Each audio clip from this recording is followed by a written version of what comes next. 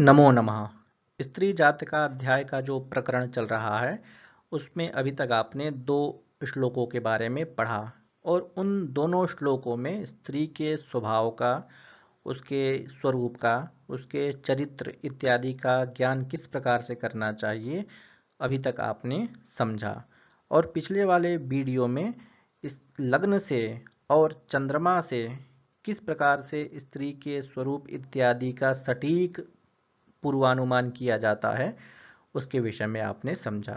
प्रस्तुत श्लोक में कुछ वैधव्य योगों के विषय में बताया जाएगा अथवा स्त्री के सप्तम स्थान से किस प्रकार से उसके पति का विचार किया जाएगा, उसके जीवन साथी का विचार किया जाएगा, सौभाग्य का विचार किस प्रकार से किया जाएगा, वह आचार्य वराहमिहिर प्रस्तुत श्लोक में बता रहे हैं।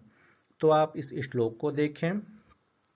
अबले सप्तम भवने सौम्येक्षणवर्जिते च का पुरुषः भवति पतिश्चरभेस्ते प्रवासशीलो भवेद्भ्रान्ति।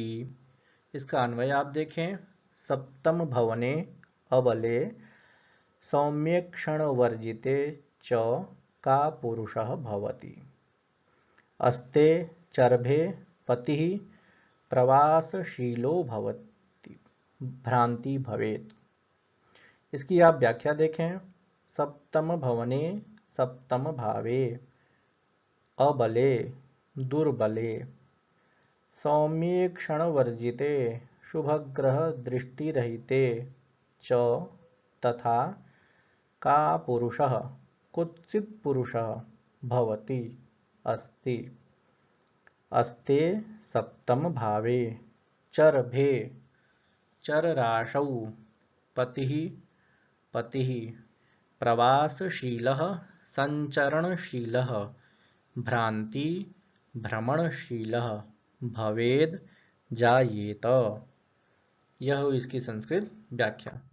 अब आप इसका हिंदी भावार्थ देखें तो जैसा कि आचार्य वराहमिहिर ने पहले ही स्पष्ट कर दिया था कि स्त्रियों के सौभाग्य का चिंतन सप्तम भाव से करना चाहिए, लग्न से और चंद्र से, दोनों से सप्तम स्थान से सौभाग्य का चिंतन करना चाहिए। तो किस प्रकार से चिंतन करें, तो उसी का वर्णन इस श्लोक में कर रहे हैं। तो कहते हैं कि सप्तम भाव यदि दुर्बल हो अर्थात उसमें कोई ग्रह नहीं हो, उसका स्वामी नीच राशि में बैठा हो अर्थात सप्तमेश, सप्तम स्थान का स्वामी सप्तमेश हुआ, सप्तमेश नीच राशि का बैठा हुआ हो, पाप ग्रहों के मध्य हो, छठे आठवें अथवा द्वादश स्थान में गया हुआ हो, शत्रु राशि में गया हुआ हो, तो वह दुर्बल कहा जाता है। तो सप्तम भाव यदि दुर्बल है और उस पर शुभ ग्रहों की दृष्टि भी नहीं है तो ऐसे में उस स्त्री का पति कुत्सित होता है, बलहीन होता है, अर्थात उसमें बल, पौरुष इत्यादि की अल्पता होती है और वह कुत्सित आचरण करने वाला होता है, सभ्य जातक नहीं होता है, सभ्य नागरिक नहीं होता है, असभ्य आचरण करने वाला होता है, जिसके कारण से उनके वैवाहिक जीवन में परेशानियां आती हैं। इसी प्रकार से स्त्रियों के जन्म काल में यदि सप्तम भाव में चर राशि हो तो उसका पति प्रवासशील होता है, अर्थात हमेशा कहीं न कहीं पर भ्रमण करने की प्रकृति उसकी बनी रहती है, संचरण करने की प्रकृति बनी रहती है, अथवा कहीं पर विदेश में अथवा अपने देश को छोड़ करके, अपने नगर को छोड़ करके कहीं अन्य स्थान पर वह कार्य करने वाला होता है और उसकी मति हमेशा अस्थिर होती है सप्तम भाव में चर राशि के होने से। इसी तरह से यदि स्त्री के जन्म काल में सप्तम भाव में स्थिर राशि है तो उसका पति प्रवासशील नहीं होगा, अर्थात एक ही जगह पर काम करना उसको पसंद रहेगा और स्थिर मति होगी, अर्थात बहुत सारे कार्यों में उसकी बुद्धि नहीं चलेगी, अर्थात एक ही चीज को वह साधन करने वाला होगा। और इसी तरह से यदि स्त्रियों के जन्म काल में सप्तम भाव में द्विस्वभाव राशि हो, 3, 6, 9, 12 हो, तो उसका पति मिश्र स्वभाव वाला होता है, अर्थात चल प्रकृति का भी होगा और स्थिर प्रकृति का भी होगा। तो इसी तरह से स्त्रियों के सप्तम भाव से उनके पति के स्वभाव का, उनके स्वरूप का, उनकी प्रकृति का सामान्य रूप से बोध किया जाता है। वैवाहिक जीवन को लेकर के स्त्रियों में बहुत समस्या रहती है, तो उसी समस्या का यहाँ पर दिंग मात्र में निर्देश कर दिया गया है सूक्ष्म रूप में, कि यदि सप्तम भाव दुर्बल हो और उस पर किसी भी ग्रह की दृष्टि नहीं पड़ रही हो, तो ऐसे में उसका पति कुत्सित होता है, अर्थात उसका आचरण उसके अनुरूप नहीं होने के कारण उन दोनों में विवाद की स्थिति उत्पन्न हो जाती है और कालांतर में जाकर के संबंध विच्छेद हो जाता है।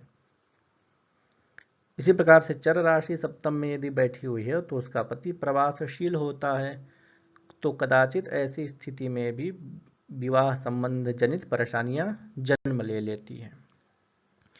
स्थिर राशि और द्विस्वभाव राशि सामान्य रूप से अच्छी समझी जाती है। आप इस उदाहरण के माध्यम से इस बात को समझने का प्रयास करें कि स्त्री की कुंडली दी हुई है और इस कुंडली के माध्यम से हम कैसे जानेंगे कि स्त्री के पति का स्वभाव किस प्रकार से होगा। तो आप देखें, दो कुंडली यहाँ पर प्रदत्त है, एक मिश्र स्वभाव वाली और एक प्रवासशील स्वभाव वाली। तो सब स्त्री का प्रथम जो है धनु लग्न है और सप्तम स्थान में मिथुन राशि है, तो द्विस्वभाव राशि सप्तम स्थान में होने से उसके पति का स्वभाव कैसा होगा? मिश्र स्वभाव वाला उसका पति होगा।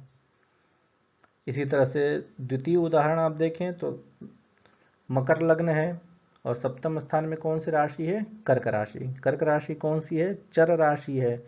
चर राशि सप्तम स्थान में होने के कारण ऐसी स्त्री का पति प्रवासशील होगा, अस्थिर मति वाला होगा, संचरण करने में सर्वाधिक उसकी रुचि बनी रहेगी। इसी तरह से यदि स्थिर राशि हो तो उसका पति स्थिर स्वभाव वाला होगा।